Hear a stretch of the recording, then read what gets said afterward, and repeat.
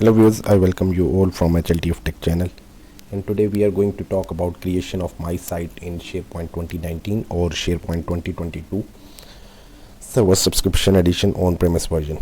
As you all know that MySite in SharePoint is a very good tool or good way through which the users of SharePoint can easily create their own profiles. They can even follow other people's. They can also share their data as a OneDrive, and many other features are there in MySites. It's quite easy to develop a MySite in SharePoint. So prereqs is that the user profile service must be active in your SharePoint environment. I have just created this service in my previous video. If I go here and see in central administration manage service application, here you can see that the user profile service has been activated, and in user profile service I have also configured synchronization connection so that all the users of my Active Directory are synchronized with SharePoint user profile service. So this is a prereq. After that, the steps are quite easy. First step is that you can either create your own web application, a separate web application for MySites, or you can use the existing web application for creating MySites. As a recommended practice, we create a separate web application. That is, let me show you here.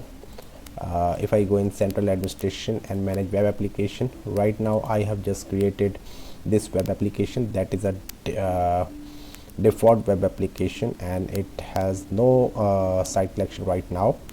So in this web application, first of all I am going to create one site collection. So for creating a site collection, I will click on create site collection. I will name it as MySite, and it will be about, let's say I name it as MySite. The template I will select will be enterprise level MySite host. Okay, this step is important. After that, I'm going to define the primary administrator and secondary administrator, and I'm going to click OK. Okay, here you can see that my new site collection has been created. I'm going to copy it. But next step, I have created a web application. It was optional. I create MySite host template site collection. Now I'm going to create a manage part with wildcard inclusion. For creating manage path, I'm going to that particular web application, and I'm going to click on manage paths here. If I this one was not the correct URL. Let me copy the correct URL that we have created just right now. If I click on view all site collections, here you can see that I have just created this one. So if I copy this URL and go in application management and manage web applications, this one, manage paths. So this was my manage path that I will add, and after that I am going to define one more value after the slash. It means that data of personal sites of the users will be saved after this prefix. So that would be a wildcard inclusion, and I will click on OK. Okay, after that in user profile application, you can see that one more thing, I have to create a permission policy and grant everyone user with new permission policy. This is permission policy level. I have created this permission policy level. It's quite easy. You can add a permission policy level, and in that permission policy level I have checked this option that you can create subsites. That is important. You will check this option, and you will also check on these two options for viewing items, and you will click OK. After your site permission policy has been created, so the next step you will do you will grant your users this permission policy. I have defined this permission policy let me redefine it again. I will select add permission policy. I will select everyone, or you can select authenticated users, and I'm going to select this one, MySite. Okay, I'm going to I mistakenly check back option. I'm going to finish it. Okay, so in this way I have grant everyone the permission policy of MySite to this web application, and this step is fine. We have created permission policy, we have grant everyone user policy. Now the next step is this one. The last step is optional. I will tell you about this after a few seconds. User profile settings. In user profile settings, I'm going to manage service application, user profile service. I'm going to click on setup my sites. Okay, here the preferred search center will be the URL of my site.